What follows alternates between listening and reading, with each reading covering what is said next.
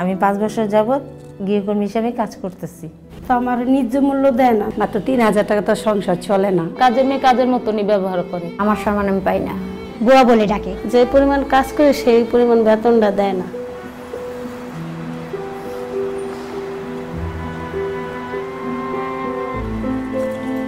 যারা বাসায় কাজ করেন তারা কেউ ভোর থেকে সন্ধ্যা পর্যন্ত, আবার কেউ গভীর রাত পর্যন্ত কাজ করেন।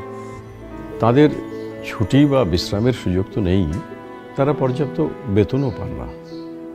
মানুষ হিসেবে সঠিক সম্মান বা মর্যাদাও তাদের দেয়া হয় না। অথচ তার শ্রম এবং সহযোগিতায় আমাদের সংসারের সুখ এবং স্বাচ্ছন্দ্য নিশ্চিত হয়। ঘুম থেকে উঠে সকালবেলা তাড়াতাড়ি চলে যাই, তাড়াতাড়ি না গেলে আমার ম্যাডামের সারে তো না খায় যাবো, নাস্তা বানিয়ে দেয়, নাস্তা খায় এখন আমার ম্যাডাম সারেরা জায়গা তারা। বাংলাদেশে প্রায় 17 লাখ মানুষ গৃহকর্মী হিসেবে কাজ করেন। দেশের জাতীয় অর্থনীতিতে ভূমিকা থাকলেও তাদের মাসিক গড় আয় মাত্র 1000 টাকা। এটা আমার রুম, এটা আমার থাকার জায়গা। আমার 4টা ছেলে মেয়ে, 1টা ছেলে, 3টা মেয়ে।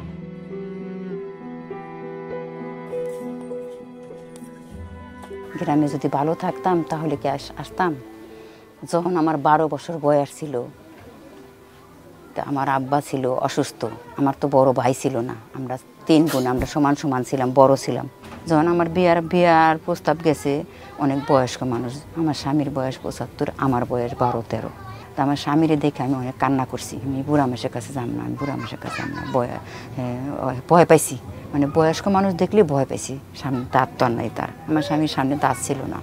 এরপরে সবাই আমারে বুঝাইছে, থাক বোন, যা ভালো হইব, মানে কষ্ট করো, থাক যা। হ্যাঁ, তা আমি ওই জায়গায় গেছি। শরীরের মেশেরাও ভালো জানছে আমারে, হ্যাঁ, যে বুড়া মাসেরও তাও কী যত্ন করে। তা আমি যত্ন করছি হ্যাঁ অনেক।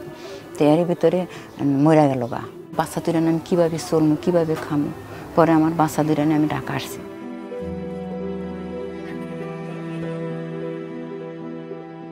যে গৃহকর্মীরা আমাদের প্রতিদিনের জীবনের সুখ ও স্বাচ্ছন্দ্য নিশ্চিত করে, আমাদের কি কোনো দায়বদ্ধতা নেই তাদের জীবনটাকে সুন্দর করার?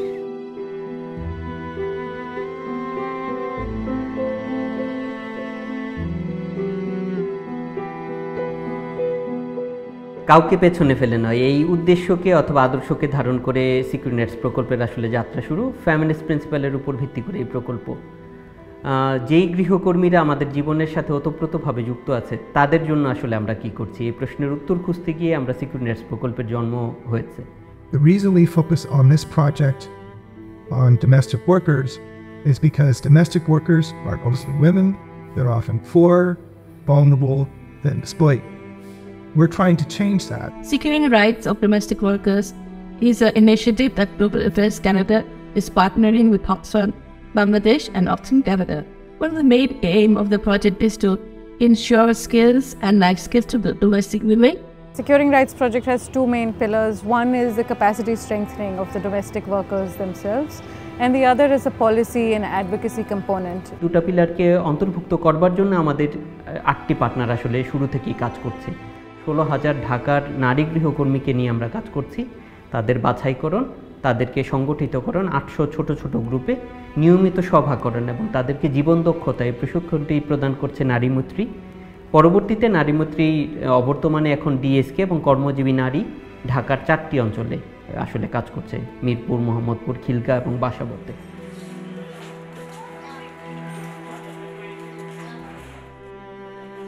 আমরা দুস্থ স্বাস্থ্যকেন্দ্রে যেহেতু ঢাকা শহরের বিভিন্ন বস্তিতে দীর্ঘ সময় ধরে কর্মরত আছি, সুতরাং সেই দিক থেকে এই ধরনের কর্মীদের সাথে যোগাযোগ এবং তাদেরকে সংগঠিত করে এই প্রকল্পে সংযুক্ত করা, সেইটা আমরা এইখানে করছি আর কি।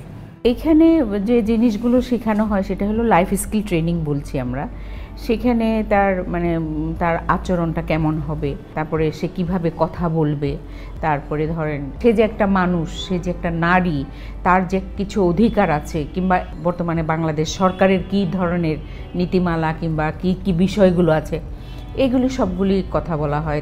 প্রথমে আমরা যেটা করি তাদের আসলে একটা প্রি টেস্টের মতো নেই যে তারা এই সম্বন্ধে কি জানে, আবার 4 দিন পরে ওই একই হয়তো কোশ্চেনিয়ার দিয়ে আমরা ইন্টারভিউ নিচ্ছি, তখন দেখা যাচ্ছে হয়তো এক একজন হয়তো 95, 90 এই ধরনের নাম্বার পাচ্ছে। 4 দিনের ট্রেনিং প্রথম দিন গেছি, যাওয়ার পরে মানে ভয় পাইছি যে কী বানি কইব শিখাবো। 4 দিনকার ট্রেনিংয়ে আমরা ঘর যেমন যে শিশুবেলা লেখাপড়া করাইছে স্যারেরা যেমন কষ্ট, এরকম 4 দিনকার এই ইয়েতে ট্রেনিংয়ে আমার এই ব্যাপারে অনেক কষ্ট করে আমরা লেখাপড়ার মতো করে সুন্দর করে বুঝাই দিছি। বিভিন্ন প্রশিক্ষণ মডিউল তৈরি করে তাদেরকে সফট স্কিল এবং হার্ড স্কিল ট্রেনিং দেওয়া হচ্ছে।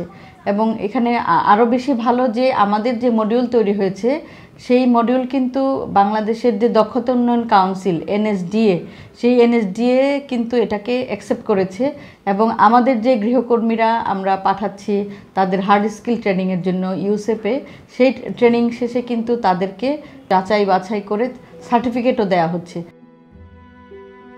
এখানে গৃহকর্মীদের অধিকার সুরক্ষার বিষয়টি যেমন বিবেচিত হচ্ছে, শিক্ষা দেওয়া হচ্ছে, তেমনি তাদের দায়িত্ব এবং কর্তব্য যথাযথভাবে যাতে পালন করা হয়, মেশিনগুলা যাতে তারা চালনা করতে পারে, তাদের গৃহস্থালী কর্মগুলো যাতে যথাযথভাবে সম্পন্ন করতে পারে সেইভাবে প্রশিক্ষণ দেওয়া হয়। এবং এতে করে আমাদের গৃহকর্মীর যে চাহিদা দেশে এবং বিদেশে ভবিষ্যতে বৃদ্ধি পাবে, সে লক্ষ্যে আমরা এই কোর্সটি পরিচালনা করে আসছি।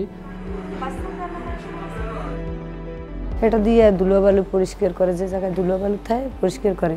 এই যে সোবা থাকে, সোবারের কোনাকানি এরকম ধুলো ময়লা যে জায়গায় এইটা যায় না ওইটা যায় না, এই জায়গা দিয়ে এটা পরিষ্কার করা যায়। এসে শিখছি খাসির মাংস কীভাবে রান্না করে, গরুর মাংসের কালো বোনা, লুচি বানানো, চাইনিজ ভেজিটেবল স্যান্ডউইচ, তারপরে বোনা খিচুড়ি, তারপরে হলো ডিম ভাজাটা কীভাবে পরিবেশন করে, অনেক কিছু শিখছি। 17টা রান্না শিখছি এখানে আইসা। ওয়াশিং মেশিন চালাতে পারি নাই, ওয়াশিং মেশিন চালানো শিখছি। প্রেশার কুকার চালাতে পারি নাই, প্রেশার কুকার চালানো শিখছি। অনেক কিছু শিখছি।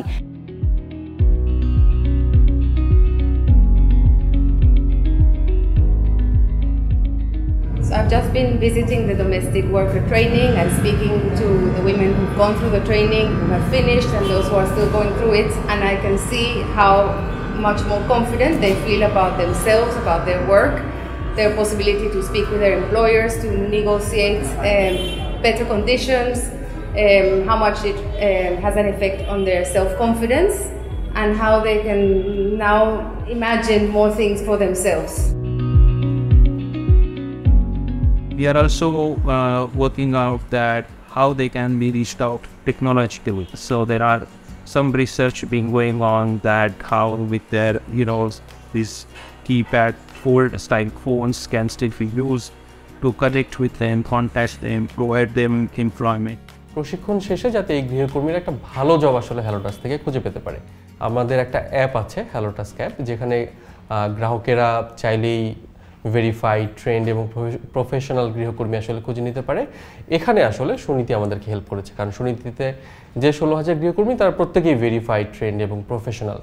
এবং আমাদের ইনোভেশনটা বেসিকলি 1 সেকেন্ডের ভেতরে একজন গৃহকর্মী খুঁজে পাওয়া যায়। এবং এই গৃহকর্মীরা যখন গ্রাহকের বাসায় কাজ করেন, পুরো প্রসেসটাই আসলে নিয়ন্ত্রিত থাকে একটা টেক প্ল্যাটফর্মের মাধ্যমে। গৃহকর্মীটা কতক্ষণ কাজ করছে, কত টাকা তার আসলে মজুরি হওয়া উচিত, এবং সে ওই জায়গাটাতে কোনো হ্যারাসমেন্টের শিকার হচ্ছে কিনা, সব কিছু আমরা আসলে রিয়েল টাইম মনিটর করতে পারি। I would just like to say that I'm very impressed with the results of this project. I can see from the domestic workers that they really appreciate the training, they're earning more money, they're gaining more respect. Some of them have been able to address issues of abuse by calling the right number. Some are now taking the extra money and they're putting their children through school. So this is having a direct benefit on the conditions of the domestic workers. আমি বলছি, madam আমার তো বুয়া ডাকতো না, আমার নাম ধরে ডাকতো। তা আমারে বলে কে আছে না, তুমি কি রাগো? আমি না রাগো কেন, আমার তো নাম আছে না, আমার নাম ধরে ডাকতো। নাম ধরে ডাকলে তো সুন্দর লাগে। ওর কাছে ঠিক আছে, তোমার নাম ধরে ডাকবো। আর আমার স্যারও সাইনা করে ডাকে, আমার ম্যাডাম সাইনা করে ডাকে। If you ask me what is the main impact of the project, then it is, they proudly say, first they used to call me Bua. Now they call me by my name. And that is the dignity that we are talking about, right? That is, I think, the true impact of this project.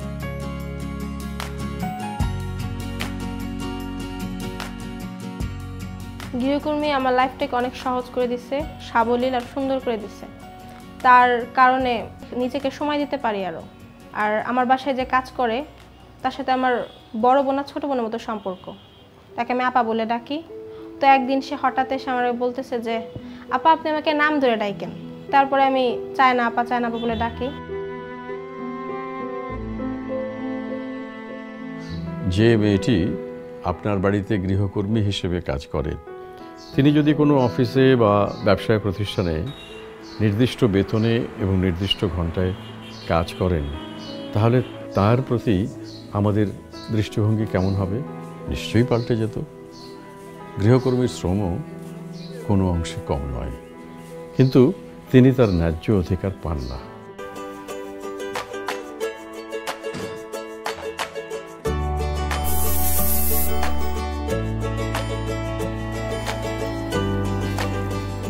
Red orange এই প্রকল্পে এসবিসিসি expert হিসেবে কাজ করেছে। আমাদের গৃহকর্মীদের যে মর্যাদা এবং অধিকারের ব্যাপারগুলো আছে সেগুলো তুলে ধরা হয়েছে বিভিন্ন ধরনের অ্যাডভোকেসি এবং ক্যাম্পেইন টুলস ব্যবহার করার মাধ্যমে। এই প্রকল্পে আমাদের গৃহশ্রমিকদের শ্রম আইনে অন্তর্ভুক্তি করার অ্যাডভোকেসি অন্তর্ভুক্ত ছিল। তার সাথে গৃহকর্মী সুরক্ষা ও কল্যাণ নীতিমালা 2015 বাস্তবায়নের বিষয়ে অ্যাডভোকেসি ছিল এবং ILO convention decent work for domestic workers 189 রেটিফাইয়ের আমরা অ্যাডভোকেসি কার্যক্রম করেছি। তাছাড়াও আমরা এই প্রকল্পের আওতায় গবেষণা পরিচালনা করা এবং হলো যে সরকারের সাথে বাইপার্টাইট ডায়ালগ এবং হলো যে রাউন্ড টেবিল সেমিনার, এই বিষয়গুলো আপনার চলমানভাবে আমরা লাগাতার করেছি। সেই জনসচেতনতা তৈরির একটা উদ্যোগ হিসেবে বাংলাদেশে প্রথমবারের মতো ঢাকা মহানগরীতে তো বটেই আমরা গৃহকর্মী সম্মেলন করেছিলাম। 600-র উপরে গৃহকর্মী একত্র হয়েছিলেন। আমরা অন্তত জনসমক্ষে, গণমাধ্যম ছিলেন, নীতি নির্ধারকরা ছিলেন, আমাদের আরও বহু অংশীজনরা ছিলেন। আমরা দুটো জিনিস দেখাতে সক্ষম হয়েছি। একটি হলো যে এদের প্রতি দৃষ্টি দেওয়া খুব দরকার। দ্বিতীয় হলো যে ভালো ভালো উদাহরণ আছে যারা গৃহকর্মীদের শুধুমাত্র ঘরে খাবার দাবার বা স্বাস্থ্যসেবার ব্যবস্থাই করেন না, তাদের ভবিষ্যৎটাও দেখেন, তাদের পরিবারকে দেখেন, তাদের জন্য বিয়ে শাদীর ব্যবস্থাও করেছেন। এরকম উদাহরণগুলো আমরা তুলে এনেছিলাম।